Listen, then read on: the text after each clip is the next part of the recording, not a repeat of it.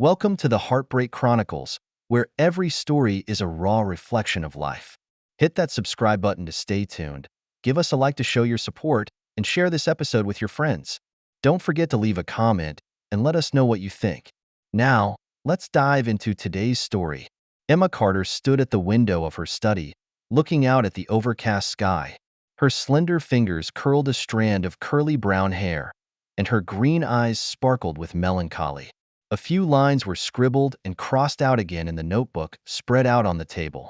This was her third attempt to begin the opening chapter of a new novel, and she could never find the right words. Maybe, but, she mumbled, her usual mantra. Emma sighed and turned to the bookshelf. There were her beloved classics of literature neatly arranged, and the spine of Pride and Prejudice was a little worn. It's obviously been pored over numerous times. Emma was slightly startled by the sound of a key turning downstairs. She closed her notebook quickly, as if hiding some unseen secret. "Emma, I'm home." David's voice came from downstairs, low and tired. Emma took a deep breath, straightened her sash, and walked out of the den. She met David at the head of the stairs, who was about to go up. His tall figure loomed over her, his brown eyes full of weariness. "Welcome home." Emma flashed a smile that didn't reach her eyes. "How was work today?" David loosened his tie. "As usual, busy as ever. The paperwork on the new case is piling up, and I may have to stay up late to deal with some of it," he said, checking his cell phone email out of habit. Emma nodded, a tinge of loss flooding her heart. Again, she thought. After 7 years of marriage, conversations between them always seemed to revolve around work and daily chores. "I'll get dinner ready," Emma said, turning toward the kitchen. David responded, still buried in his cell phone screen. Emma was busy in the kitchen, mechanically chopping vegetables while her thoughts drifted far away. She remembers her literary dream, that dusty desire to write a novel that will change the lives of her readers. But the reality is that she can only make a living by writing some online softwares and advertising copy. At the dinner table, Emma and David sat opposite each other in a slightly somber atmosphere. "By the way," David snapped, "I'm traveling for 3 days next week. The company has an important client that I need to deal with personally." Emma nodded slightly. "Okay, I got it." She paused, hesitant to share about herself. "Actually, I got an email today from Morrison Publishing." David looked up and raised an eyebrow. "Oh? What's it about?" "They're interested in the fiction novel I submitted earlier and want to ask me to talk about it." There was a hint of anticipation in Emma's voice. David's expression was somewhat mixed, a mixture of relief and a hint of imperceptible worry. "That's a good thing, isn't it?" he said. "But, Emma, you have to remember that writing isn't a steady job, after all. We have a mortgage to pay." Emma's heart sank instantly. She knew that David's concerns were not without merit, but deep inside, that voice crying out for understanding and support. "Let's be practical," David continued, as was his wont. "Maybe you could take up writing as a sideline?" Emma fought back her inner disappointment and nodded.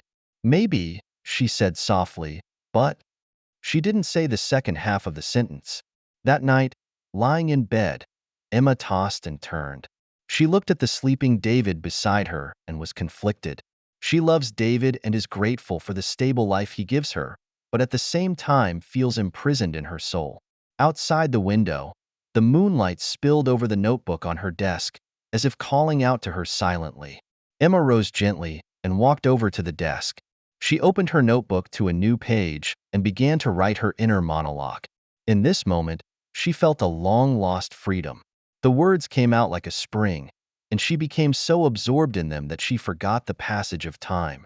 As the first rays of morning light filtered through the curtains, Emma was surprised to realize that she had been writing all night. The corners of her mouth rose involuntarily as she looked at the ink-stained pages. Maybe, she thought, it was time to get serious about her dreams. Just then, her cell phone vibrated. It was an email from Morrison Publishing confirming a meeting time for next week. Emma's heart raced as she felt the gears of fate seem to start turning. An unknown future awaits her, and this is only the beginning. Emma stood in front of the Morrison Press building and took a deep breath. This modern glass building reflects the morning light as if to speak of infinite possibilities. She straightened her dress and walked into the hall. In the elevator, Emma's heart was pounding. When the elevator doors opened, she saw a young man waiting at the door. He was blonde with a charming smile. "Emma Carter?" He held out his hand. "I'm Jack Morrison. Nice to finally meet you." Emma was slightly stunned. She didn't realize the editor who asked her to meet was so young and so charismatic. "Hello, Mr. Morrison." She shook his hand back. "Just call me Jack," he said with a smile. "Come on, let's talk in the conference room." In the conference room, Jack talked enthusiastically about Emma's novel outline. "Your idea has a lot of potential," he said, his eyes twinkling with excitement. "And the protagonist's internal struggle in particular is very compelling." Emma felt a wave of warmth rush through her body. How many years has it been since someone finally understood her writing? Really? She involuntarily curled her hair. "I thought it might be too impractical." Jack shook his head. "On the contrary, Emma, your work touches on the essence of humanity. Trust me, it's going to be great." The 2-hour meeting passed as if in the blink of an eye. As Emma prepared to leave, Jack suddenly said, "We have a lot of details to discuss. Why don't we meet at a cafe next week? The atmosphere there might be more conducive to creative discussion." Emma hesitated, but Jack's eager eyes made it hard for her to say no. "Okay," she heard herself say. "I'll see you next week then." Walking out of the publisher's building, Emma's steps were much lighter. She took out her cell phone and hesitated for a moment before sending David a text. "The meeting went well. They're interested in my novel." David quickly replied, "That's great. Don't forget what we said about being practical." Emma looked at the message and a twinge of loss flooded through her. How she wished David had been more understanding and supportive of her dreams. The following week seemed to breathe new life into Emma's life. She writes every day, and the inspiration is constant. When meeting Jack again, she brought with her several newly written chapters. In the cafe, Jack carefully read Emma's new novel. "Fantastic!" He looked up, admiration twinkling in his eyes. "Your writing is mesmerizing."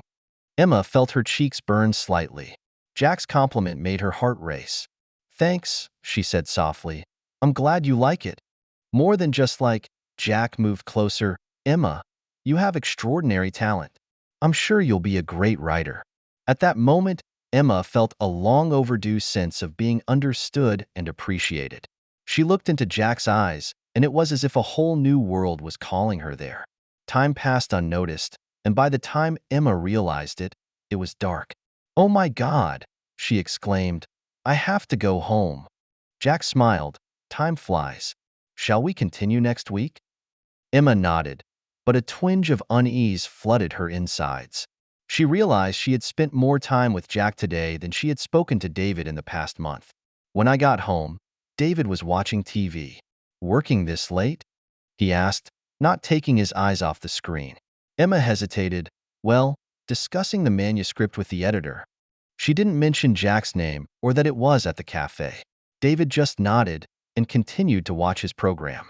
Emma stood there, feeling a sudden pang of loneliness. There seemed to be an invisible wall between her and David. That night, Emma dreamed that she was standing on the edge of a cliff with the misty unknown before her.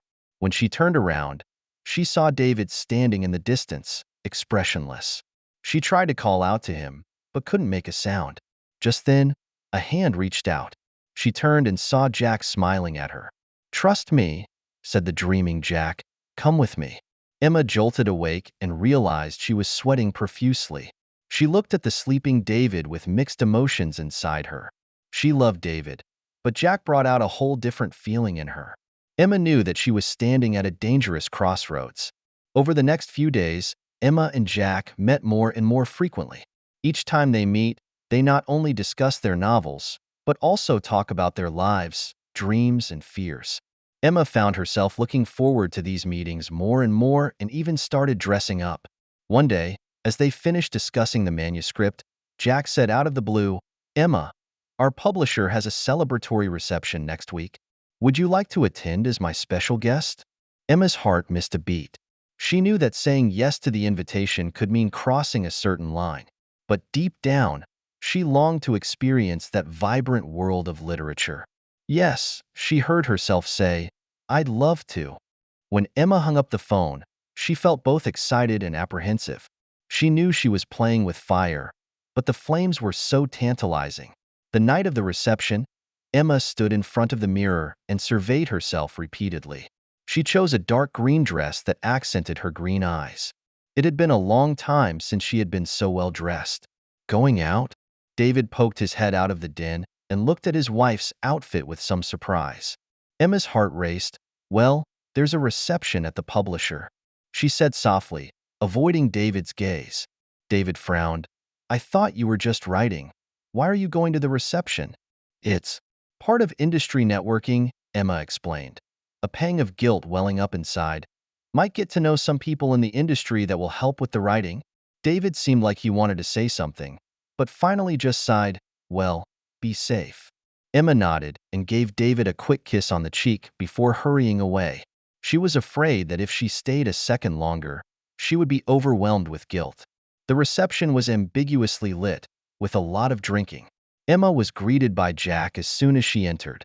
There you are, he said with a smile and a gleam of admiration in his eyes. You're beautiful tonight. Emma felt her cheeks burn. Thanks, she whispered, taking the champagne Jack handed her. Jack led Emma through the venue, introducing her to various literary figures. Emma felt as if she were in a dream. Everyone here was passionate about literature, talking about topics she could only imagine in her dreams. As the night wore on, the potency of the champagne began to take hold. Emma felt a little dizzy, yet relaxed like never before. She found herself laughing more and more openly as she talked to Jack, and the distance closed without her realizing it. Come on, I'll take you somewhere quieter, Jack whispered, taking Emma's hand. Emma knew she should have said no, but the alcohol paralyzed her senses. She allowed Jack to lead her toward a secluded balcony.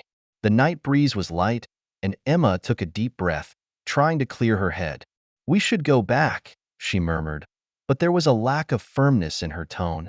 Jack stared at her, his eyes blazing. Emma, he said softly, you know, I was attracted to you from the first time we met. It's not just your talent, it's who you are as a person. Emma felt her heart race. She knew she should have stopped it, but deep down, her desire to be understood and appreciated overrode everything else. Jack, we shouldn't. Her voice was weak, but she didn't back away. The next moment, Jack kissed her.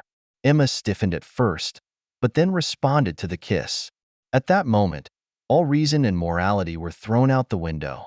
All she felt was a long-lost passion and energy, as if the whole world was spinning. When they parted, Emma gasped for breath, her eyes conflicted and confused. Jack held her close and whispered in her ear, "Come with me, just for tonight." Emma knew that at the moment she stood on the brink of a big decision. She thought of David, of their marriage, but the images seemed to become blurred and distant. And at the moment Jack's embrace was so warm and real. Good, she heard herself say, her voice shaky but firm. That night, in Jack's apartment, Emma betrayed her marriage vows. As the passion faded and she lay in the unfamiliar bed, she felt a strong pang of guilt hit her. But at the same time, she felt a long-lost vitality, as if her soul, which had been sleeping for years, had finally been awakened. Early the next morning, Emma quietly returned home. David had already left for work, leaving a note on his desk. I hope you had fun last night. Help yourself to lunch. I have a meeting until late. Love you. Looking at the note, Emma's heart hurt like a knife. She rushed into the bathroom and turned on the shower, letting the water wash over her as if to wash away the sins of last night. But some things, she knew, could never be washed away. For the next few days, Emma was in an agonizing struggle. She told herself that the night was just a mistake and it wouldn't happen again. But every time he meets with Jack, that strong attraction resurfaces. They became closer, not just physically, but spiritually attuned. Meanwhile, Emma had a breakthrough in her writing career. She was most of the way through the first draft of her novel, and Jack was raving about the manuscript. Emma feels as if she's on top of her career, but her private life is in shambles. David seems to sense something and begins to care more about Emma's writing. His concern, however, seemed to Emma like a form of surveillance. She began to make up all sorts of excuses to cover up her meeting with Jack. Each lie, each betrayal, tortured Emma's heart. She knew she was heading down a path of no return, but couldn't stop. She loved David, but Jack gave her understanding and passion like no other. Emma finds herself in a whirlwind of emotions that she can't unravel. However, the gears of fate have begun to turn. What Emma doesn't realize is that this choice of hers will set off a chain of unforeseen consequences that will completely change the course of everyone's lives. On Friday afternoon, Emma sat in the cafe, quietly waiting for Jack. Her new book is almost finished, but the anxiety inside is growing by the day. The relationship, the book, both excited and terrified her at the same time. Jack arrived late, a tired smile on his face. "Sorry, something came up at the office." He sat down across from Emma, then frowned. "What's wrong? You don't look well." Emma took a deep breath. "Jack, we need to talk. This relationship, I don't think we can go on like this." Jack's expression became instantly somber. "Why?" His voice was low. "Aren't you happy?" "It's not that," Emma explained hastily. I feel guilty. To David, to my marriage. We can't be this selfish anymore." Jack was silent for a moment, then gave a bitter smile. "I see. So you're just going to end everything for us? Including the book partnership?" Emma felt a wave of panic. "No, of course not. The book is still going on, and we can maintain a professional relationship." Jack sneered. "A professional relationship? Emma, do you really think it's that simple?" He leaned forward, his voice becoming dangerous. "What if I tell David about us? Or, what if these pictures accidentally get out?" He pulled out his cell phone, and there was a picture of them being intimate. Emma felt her blood curdle. You can't do this," she shuddered. "Then don't make me." Jack's eyes turned strange. "Our relationship continues, and so does the book. Otherwise, you know the consequences." Emma was as cold as ice. She'd never imagined Jack to be like that. She nodded mechanically and hurried out of the cafe. For the next few days, Emma lived in fear. She tried to act normal, to keep writing, to keep meeting with Jack. But with each moment, she felt like she was falling into a quagmire step by step. Finally, late one night, while David was traveling on business, Emma made a bold decision. She sneaks into Jack's apartment and tries to delete the photos. She knew it was a crime, but she was desperate. Emma carefully searched Jack's computer. Just as she was about to find the photo folder, a strange document caught her attention. She clicked on the document and her eyes widened. That's a proof of plagiarism. A large number of passages that were strikingly similar to the work of other writers with whom she was familiar. Emma continued to flip through the pages and realized that not just one or two, but a large number of works were suspected of plagiarism. Emma felt a wave of dizziness. Not only does she discover Jack's dark side, but she also uncovers an even bigger scam. She hurriedly snapped the evidence on her cell phone and quickly left the apartment. Back home, Emma stayed up all night. She stared at the ceiling, thinking about what to do next. Exposing Jack means her own infidelity will come to light. But concealing this truth was weighing on her conscience. When David returned the next morning, he found Emma sitting in the living room with red, swollen eyes. "Emma, what happened?" David asked in a panic. Emma looked up, tears coming to her eyes. "David," she choked out, "there's something I have to tell you." Over the next few hours, Emma confessed everything. Her affair, Jack's threats, and the final discovery of evidence of plagiarism. David was at first too shocked to speak, then angry, and finally deeply disappointed. "I can't believe it," David whispered, sadness in his voice. "Is our marriage that worthless to you?" Emma sobbed. "I'm so sorry, David. I know I hurt you, and I'm willing to take whatever consequences. But right now, we have bigger problems to face." David was silent for a long time. When he spoke again, there was determination in his voice. "We need to expose what Jack did, not just for you, but for all the people he's deceived." Emma looked at her husband in surprise. Even under these circumstances, David still chose justice. She felt a surge of shame and gratitude. "Thank you, David," she whispered. "I know I don't deserve it, but Can we face this together? David gave Emma a deep look, then nodded. In the interest of justice, we must do this. But Emma, our marriage, I need time. Emma nodded understandingly. She knew that even if they faced this crisis together, their marriage had been irreversibly damaged. Over the next few days, Emma and David begin to gather evidence and prepare to expose Jack for what he has done. They contacted other writers who might have been plagiarized and secretly investigated Jack's publishing history. Meanwhile, Jack seems to sense what's going on and begins to put more pressure on Emma. He asked for more meetings, more intimacy. Emma had to be careful how she handled it, while speeding up the pace of her actions. Finally, one stormy night, Emma and David decide to go public with all the evidence. They contacted the media for a press conference. Just before the launch, Jack suddenly appears on Emma's doorstep. His eyes were crazy, and he was holding a stack of papers in his hand. "You think you can betray me like that?" He growled. "I will destroy you, Emma." Just then, David rushed out of the house and stepped in front of Emma. "That's enough, Jack. The game is over." Jack looked at them angrily and suddenly laughed. "You guys think this is the end? I'm telling you, this is just the beginning." After saying that, he turned away and disappeared into the rain. Emma and David looked at each other, knowing that the hardest moment was coming. They have to stick together to get through this. The press conference was held as scheduled. Emma stood in front of the microphone, her voice shaky but firm. She opened up about Jack's plagiarism, providing detailed evidence. At the same time, she confessed her faults and admitted to the affair. "I know my behavior was inexcusable," Emma said, eyes moist, "but I couldn't let more writers be victimized. It's not just about me personally, it's about the integrity of the entire literary community." The media exploded. Headlines, social media, literary circles, everywhere is talking about this shocking scandal. Jack was summarily fired by the publisher and faces multiple lawsuits.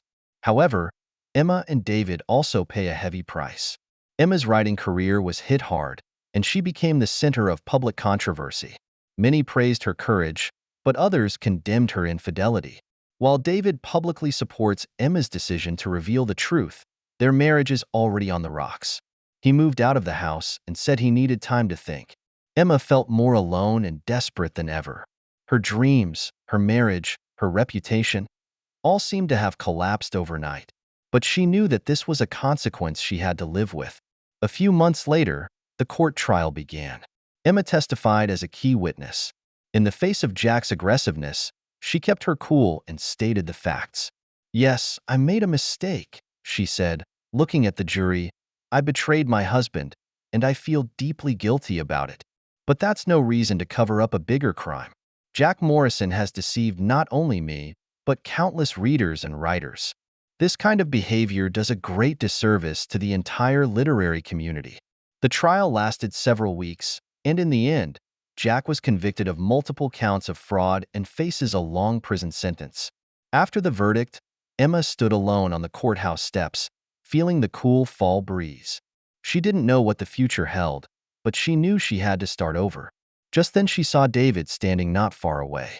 Their eyes met, and David walked slowly. "Are you okay?"